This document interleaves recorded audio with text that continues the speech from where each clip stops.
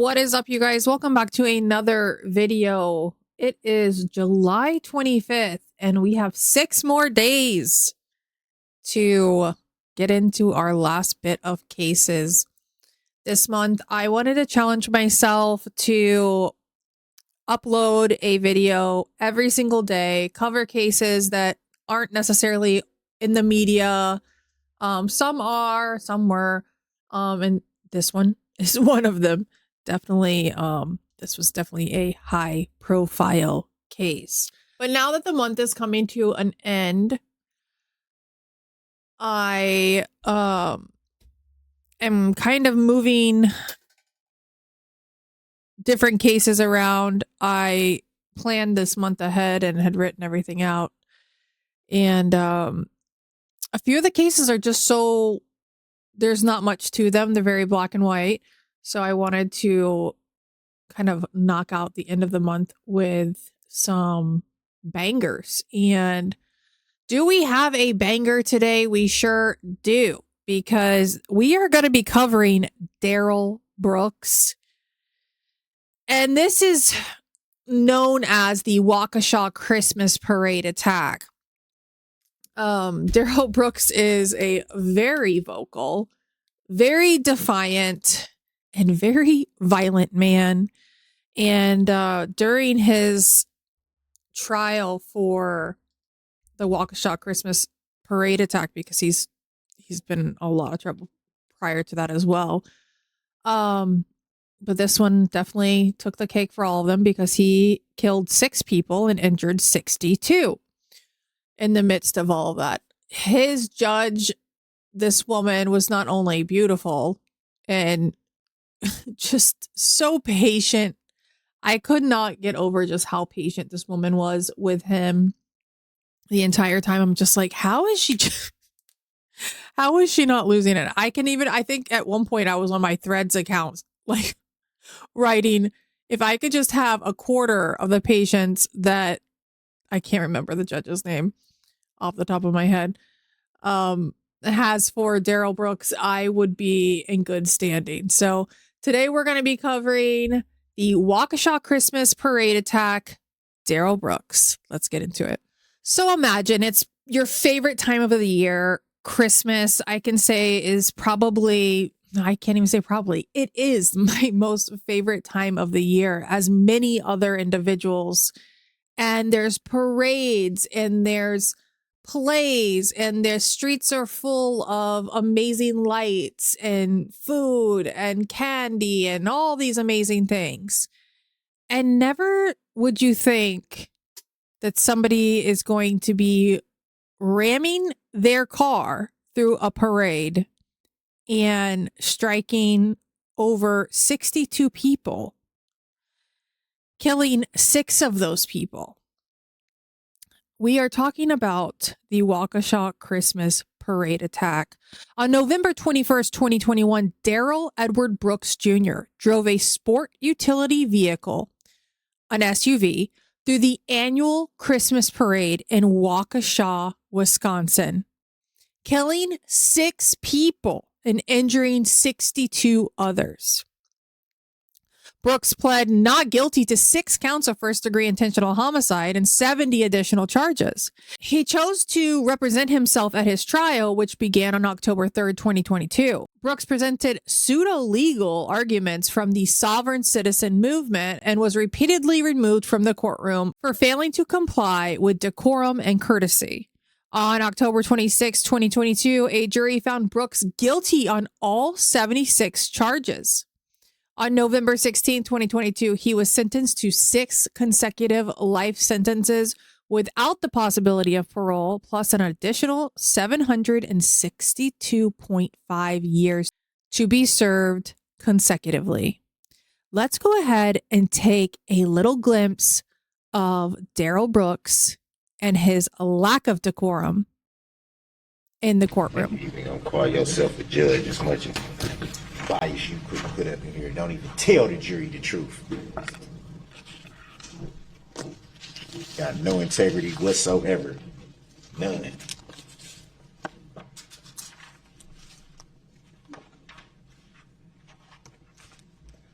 None.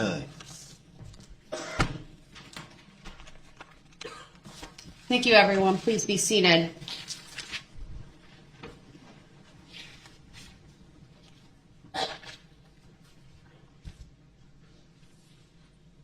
I would like an update on whether Mr. Brooks filled out a subpoena for Dawn Woods and provided that to the state. Has that been done? No, we haven't received anything, Your Honor, and obviously, So I just wanted to know, because I know a subpoena form was filled out. If I want her to be here, she gonna be here. I agree with So the just state know that that. She could certainly appear. It ain't even gotta be no arrangement. All I gotta say is come. She gonna come. That simple. Mr. Brooks, do you intend to call her as a witness? Because I'm directing you to We have her said- we here said at all 9 that- We said all a.m. that. I love how the judge just completely, like, she pays zero attention to his bullshit. And it kills him because he's so confrontational. That's what he wants. And she just keeps going, just doing the motions. I love it. Beginning, man. But I don't even want to be in here that much longer. Just do what you got to do so I can get up out of here. I'm tired of being in the courtroom that has no. He needs to get back in his cell, guys. He has lots of things to do in that cell. Okay. He needs to talk to the cockroach that visits him once or twice per day. And maybe braid his asshole hairs. Integrity whatsoever. How can you even call yourself a Mr. judge? Brooks, I need to make a record of some I need to make a record too. Need to make a record too. Need to make a record too. Need to make a record too. You don't When need am You need to pull that mask back up because I forgot how grisly that mouth is. I gonna get the chance to do that? All right. I need to make a record. He's being removed to the other courtroom. He is yelling at me. He's not going to let me make a statement or make the record that I need to make. I'm finna He leave hasn't anyway, sat so down what do it matter? for You the can better hold me part in of 2 contempt all hours. you want. You can hold me in contempt all you want. I'm not All holding you gotta in do is contempt. tell me if it's criminal or civil, so I can hit All right. you with you. I need to with clear what you the know is courtroom because coming. I do need I'm to gonna give make- you what you know is coming. I need him to go to the If other it's civil- courtroom because I do need to put some if things it's on the civil, record. The record should Where's the reflect contract between you and that I? Mr. Brooks If it's is criminal, yelling at me. what is the crime? He is. Who makes the claim? And what He is is. the... I will make the record when we get back. I will step off, but Mr. Brooks, you're being It ain't taken no, to the it next ain't no Mr. courtroom. Brooks. Don't try to address me Thank like you. that, like we cool. You don't have no integrity. How can you even call yourself a judge? Making tacit agreements, being biased, judicial misconduct, trying to steal Ain't somebody's... nobody paying attention to you, bro. Ain't nobody paying attention to bro. So that is how Darrell Brooks behaved the entire trial. He has since then calmed down a lot. He was in court not too long ago. I think it was like via Zoom. Completely different manner. Very calm. Tell you what, being behind those solid doors just, they do something to you. So this attack occurred on November 21st around 4:39 p.m. Darrell Brooks at the time was 39 years old and he was driving a red 2010 Ford Escape SUV moving at about 40 miles per hour past the barricades through the annual Christmas parade in Waukesha. One police officer banged on the hood of the SUV in an attempt to get Brooks to stop. In the final stage of the rampage, an officer fired his gun in an attempt to stop the vehicle. I'm going to play the footage of the incident. So I do want to warn everybody, this is very graphic. It is disturbing. And before I push play, I just want to go ahead and give that trigger warning another time. This is disturbing content, so it's going to last about 36 seconds and then it will end.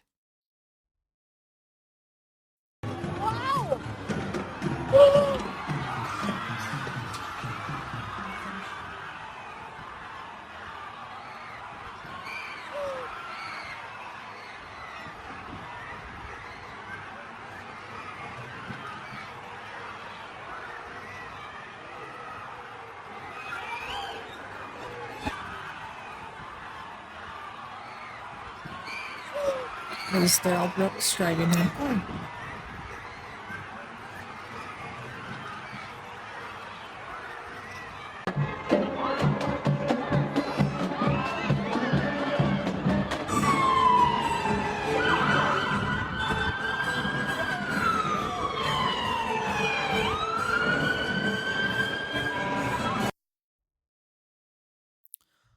slow that down.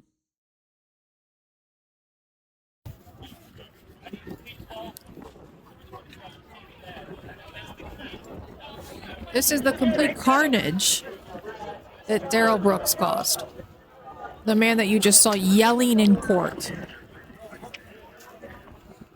50, 52, 62 injured, 6 deaths.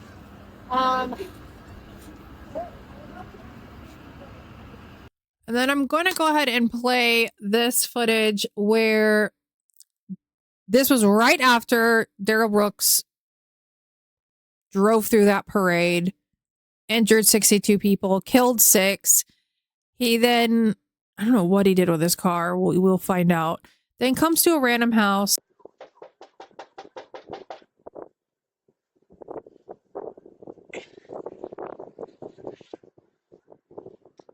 Hey, I called an Uber and I'm supposed to be waiting for it over here, but I don't know when it's coming. Can you call it for me, please? I'm homeless.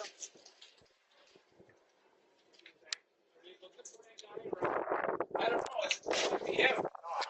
Oh, yeah, for sure.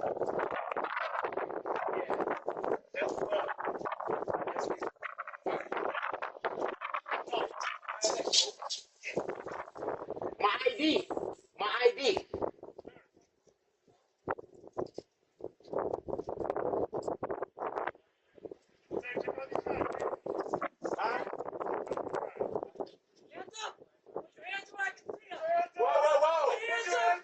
Whoa. 126, 500 block of Elizabeth, 126.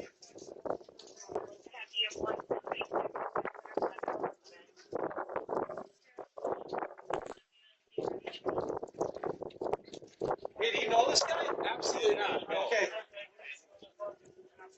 So this parade was live streamed and other attendees captured the incident on videos later posted to social media, which we just watched. 2 eyewitnesses told reporters that the driver did not initially stop. All they could hear was people screaming and crying. One witness described the driver as calm and composed. Police reported that the driver deliberately targeted the crowd, driving in a zigzag pattern to hit as many people as possible. During the immediate aftermath of the ramming, 5 people were confirmed killed and 48 others were injured.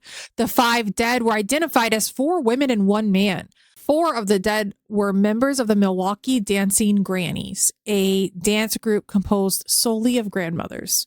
Hospitals admitted 28 people, 9 of whom were in critical condition. 17 children were among the wounded, with 3 remaining hospitalized at Children's Wisconsin until early December. By November 23rd, 2 days after the incident, the number of people reported injured had increased to 62, and the number of fatalities had increased to 6 after an 8-year-old child died at a hospital. The ages of the dead ranged from 8 to 81. The Waukesha Police Department issued a shelter-in-place order for parts of Waukesha, but withdrew it the same evening. The Waukesha School District canceled school on November 22nd and made additional counselors available to students. On December 22nd, vigils were held across the city. A week after the attacks, the city of Waukesha held a moment of silence. Children's Wisconsin opened a crisis hotline for those seeking emotional and psychological support.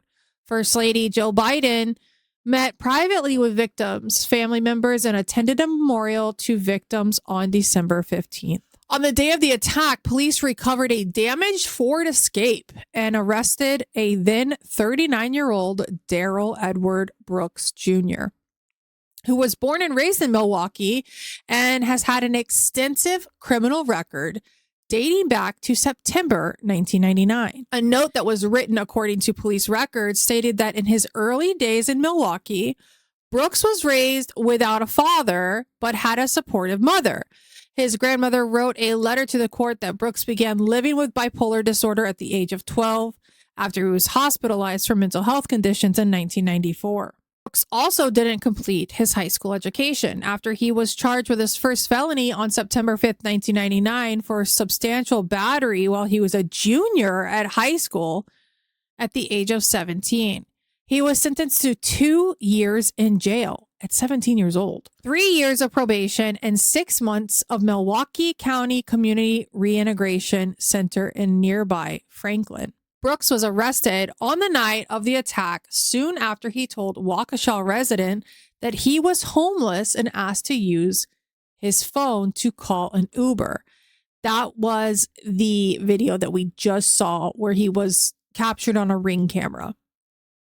The man was unaware of the events that had occurred and permitted Brooks briefly inside his home, giving him a sandwich and letting him borrow a jacket, but asked him to leave when the police arrived. Brooks left the man's home and surrendered to police without incident. It is believed Brooks acted alone and did not know anyone at the parade. Police investigated whether he was fleeing from a nearby domestic disturbance when encountering the parade. The police chief said, "We have information that the suspect prior to the incident was involved in a domestic disturbance, which was minutes prior. And the suspect left that scene just prior to our arrival to that domestic disturbance." He also said that Brooks was not being chased by police when he drove into the parade route. Prosecutors alleged that Brooks was trying to strike and hurt as many people as possible.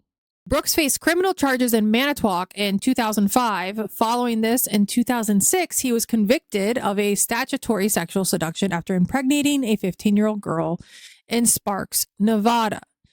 He pled guilty in March 2007, and he was sentenced to 12 to 36 months at the Northern Nevada Correctional Center in Carson City. He was released in September of 2008. Brooks then had criminal charges in Wisconsin Rapids in 2010. And in 2016, he was made subject to a warrant for a statutory sex crime in Sparks, Nevada. This warrant remained outstanding at the time of the 2021 attack. Brooks has been registered for life as a sex offender in Wisconsin since 2020. On July 24, 2020, while living in Milwaukee community area of Arlington Heights, Brooks was charged with second-degree recklessly endangering safety and being a felon in possession of a firearm after he allegedly shot at his nephew and a friend after a fight over a cell phone near a North 19th Street house in Milwaukee community area of North Division.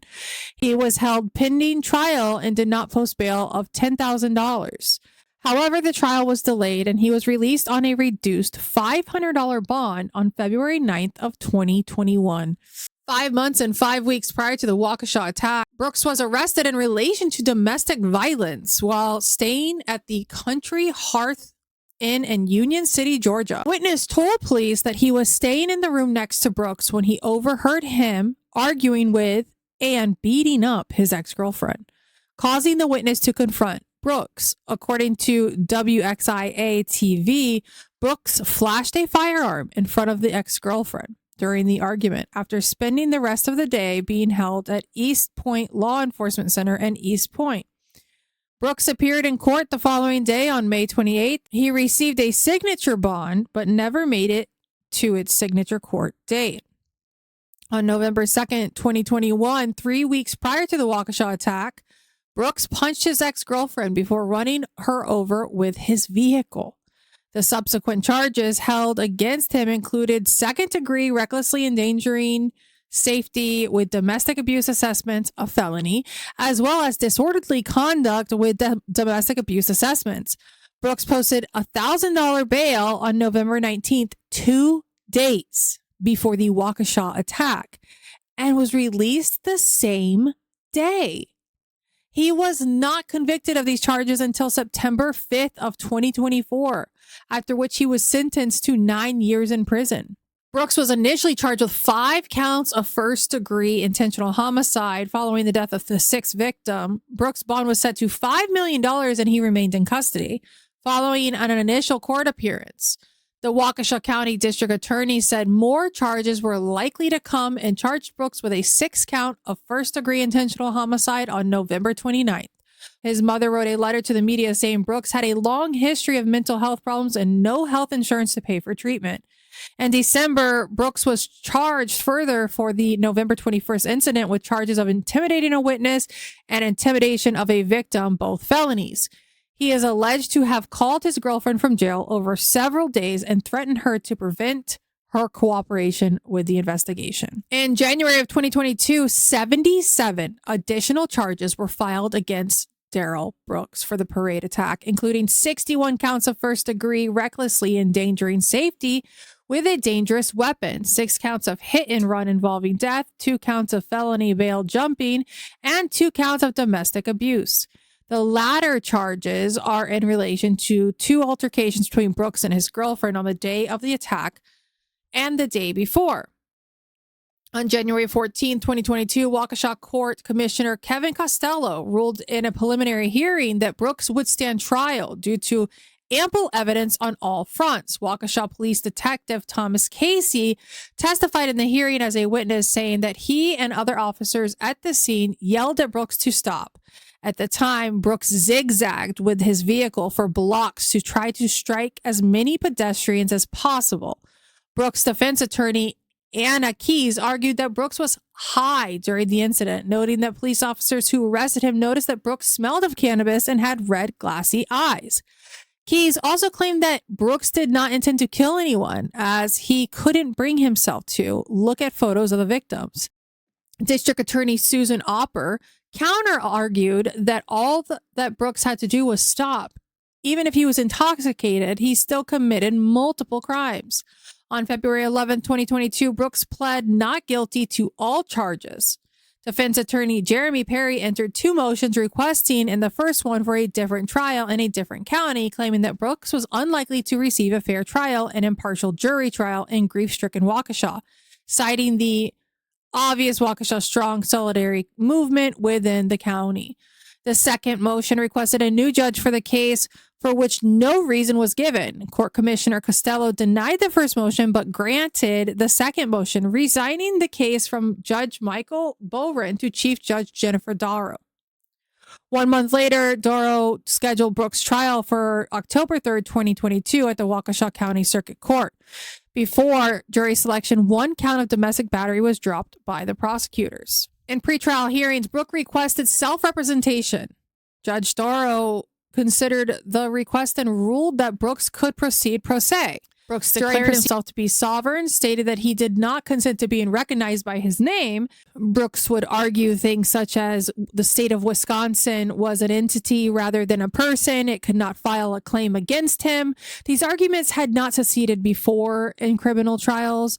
Judge Darrow ruled that Brooks was not allowed to argue that he was a sovereign citizen in court, stating that defense was without merit. During his trial, Brooks was repeatedly removed from the courtroom, as you saw, after failing to comply with decorum. Some of these instances included Brooks engaging in numerous interruptions, back-talking, glaring, and other outbursts with Judge Darrow. On October 24th, 2022, Brooks was given the chance to offer the defense. However, due to Brooks' repeated misbehavior and failing to follow decorum, Judge Darrow ruled that he had forfeited his right to call further witnesses, which would have included his mother, and declared the evidentiary stage of the trial was over. Closing arguments were made on October 25th, after which jury deliberations began that same day. Before giving his closing argument, Brooks asked Judge Darrow if she had instructed the jury on jury nullification. Judge Darrow sent the jury away so that she could warn Brooks outside their presence that he was not allowed to make that argument. Judge Darrow cited case law, which held that jury nullification was not a proper argument, and that she had the power to shut down any argument that went outside the bounds of the law. Brooks engaged in a lengthy debate with the judge, during which he insisted that he be allowed to inform the jury of the truth. The judge maintained her position and warned Brooks that if he persisted in raising the issue of jury nullification, he would forfeit his right to give a closing argument. Eventually, the prosecution suggested that rather than immediately revoking his right to a closing argument, Brooks would be allowed to make his closing argument, and the prosecution would handle any improper arguments through objection. The judge agreed.